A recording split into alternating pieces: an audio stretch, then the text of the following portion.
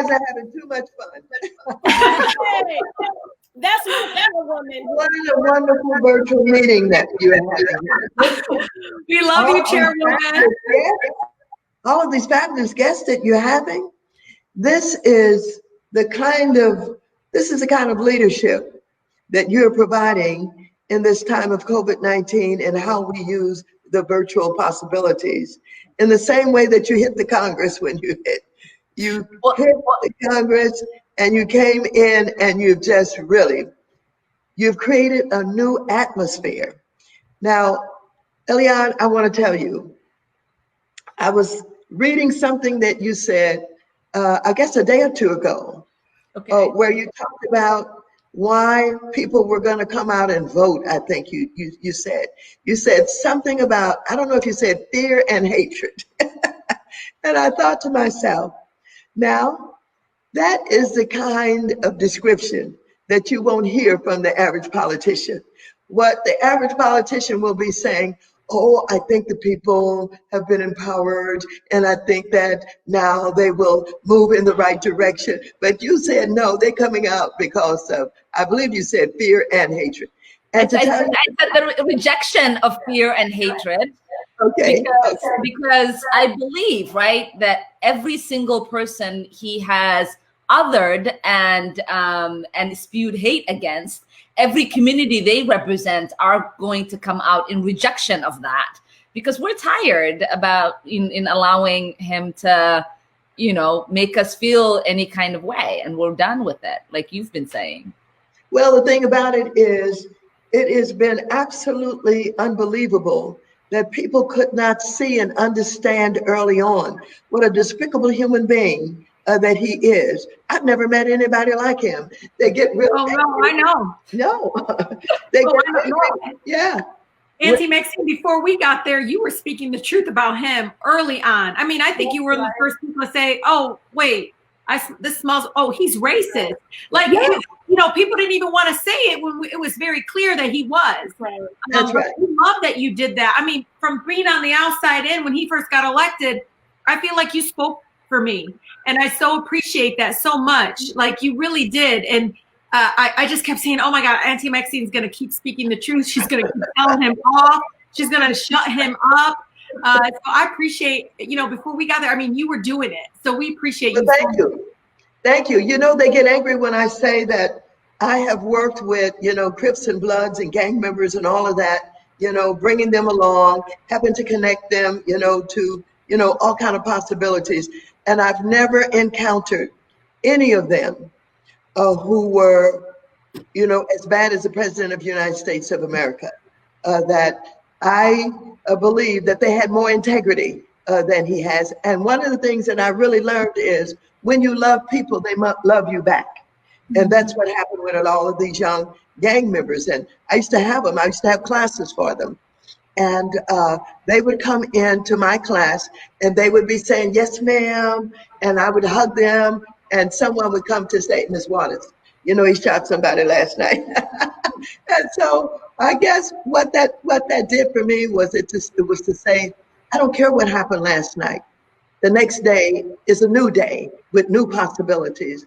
And so, when I compare, these young people with someone like the president, I can't tell you what I feel about the president, because the words that I would use would just not be acceptable anywhere, because I feel, so strongly about him. And of course, I'm looking for this great win that we're going to have.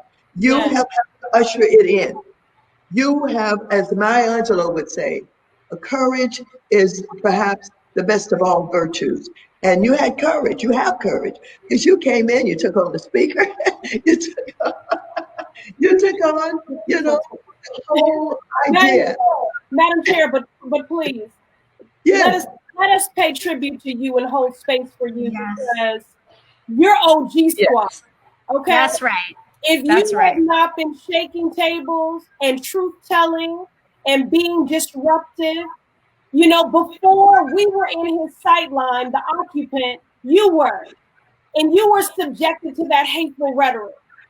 And when you reclaim your time, we know that you're reclaiming all ours. Wow. We are all our. That's right.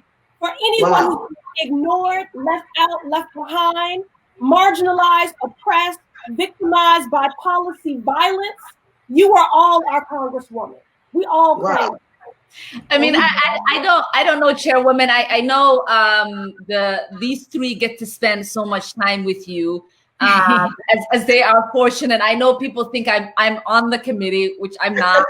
But you and I also spent a lot of time together. And I remember, there were times where things were very challenging for me.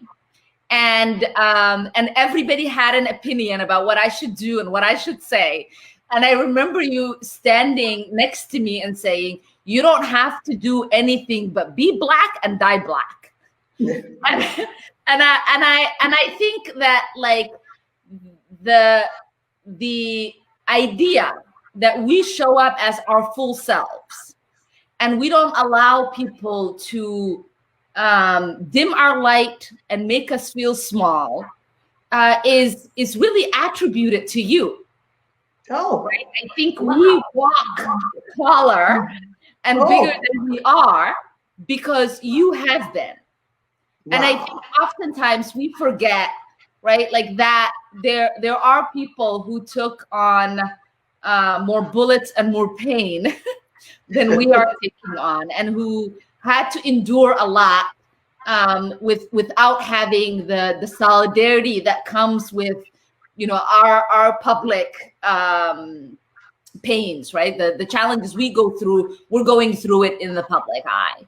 And there's so much solidarity that's built around us and so many people who hold us up. And I know that for many of you who have paved the way for us to be as bold and brave and as unapologetically as we are today, endured all of that privately. And so we're just grateful to you and everyone who's made us feel that even though we might be very small, we can be very mighty. And Halto Maxine, I know, but I gotta tell you, you remember my bumpy beginning. And when you asked to come see, you said, I want to see her. I was like, oh my God, this was like our first meeting. But you came in there, remember? I cried and you said, don't you apologize, Rashida. And you said, I've been there. Let me tell you, just don't apologize for being you, for being angry, for being, and I just want you to know how much that meant to me. And I don't think you realize how much of a dent you made in me as I, continue on to speaking truth and continue on just being myself. And I don't have to be that polished politician. I don't have to be that. I can be the social worker, the mama bear, the girl from Detroit. I can be all of that and not have to change. So I thank you so much for that. And that moment we will never forget. Wow, you guys are just being so wonderful to me. I just don't know how to take it. You deserve it. We love you. Yes. We love you. Yes. Thank you. Thank you. Thank you. And thank you for Yes. taking away. We love you. And it's, My goodness. it's so important too, because it's also important, for all of us, but to also model that every single one of us comes from a heritage and a lineage of the fight for justice. And it is not just the right thing to do, but it also makes us better when we understand the road it took to get us to this present moment, so that those in the future understand the path and the trajectories that we've been on to help us map our trajectories for the future. And we would not be here if it wasn't for you. We would not be here if it weren't for the legacy of Shirley Chisholm and, all of us, everybody, elected and unelected, who came here and helped create the space for us to be here. And it's not just about the past, too. It's about the present, Chairwoman, because I remember just a few months ago, that super viral clip that everyone was just amplifying of, when there was a young man getting pulled over and you pulled your car right over in front of him. Right. And you came out And this officer is trying to tell you that this is none of your business because he didn't know at first who he was talking to. And what was so powerful about that leadership was that you were doing something that anybody could do. You were doing something that any person in this country, if they saw that going on, they could also pull over their car. Except you, because you did it in yourself, it was just shocking that people could also see someone in such a position of tremendous power, caring, and doing something on such a personal level. And so I just want to thank you for that too, because it's not just about the work that you've done leading us here, but also, you know, the work that you continue to do to lead us. Well, let me tell each of you that you have had your impact, and I want to thank you for, you know, your kind attributes, you know, to me today. But let me tell you, each of you have had your impact already on the Congress of the United States. And I am very hopeful as we go into the next session after this election that you have created an atmosphere for change. And I'm going to be right there with you. I'm going to be right there with you. We're going to talk about new ways to do things. We're going to talk about new subjects. And we've got to rethink how we address some of these systems that, you know, are in place and have been in place for so long. I'm convinced that we can do a better job about homelessness. I'm convinced that the money that we're sending to the cities and to the states and the way that it is organized has not done the job. We're sitting here, we're sending money and we're giving it to our locals, and they're in charge of, you know, getting supposedly supportive services and, you know, affordable housing and all of that. But people look at us and they think, why aren't you doing more? And I'm looking at us and say, yeah, I think we can do better than this. And so, guys, we've got to end homelessness forever. It begins with understanding that those people on the street need us, that they don't have anything else. Many of them will never, ever work a day in their lives. And all this business that, you know, some come at us with saying that, yes, we've got to, you know, clean them up and make them more independent so they can get a job. Some people will never be able to have a job. They are disabled for a lot of reasons. Some of it has to do with the drug epidemic. Some of it has to do with just physical damage. Some of it has to do with congenital damage that was never taken care of and their health was never taken care of. So we have to take a look, and we're going to have an opportunity to do that. Okay, I want to tell you, we got, let's see, 1, 2, 3 on that committee, and Eliane thinks she's on the committee. And so, and so you make me feel like I am on the committee, so I appreciate that. Yeah, and I want to tell you what Ayana was going to do. She's going to come all prepared, and she's going to make a presentation that nobody can disagree with. And Rashida is going to come and she's going to put on her best mean face. And she's going to say in so many words, and ain't none of y'all doing shit. So, it's true. And okay, I want to tell you that, Alexander, you're going to come in there and you're going to watch everybody. And, you know, you're at the right time and place because you've heard everybody by the time they get to you. And then you're going to make us all look like fools.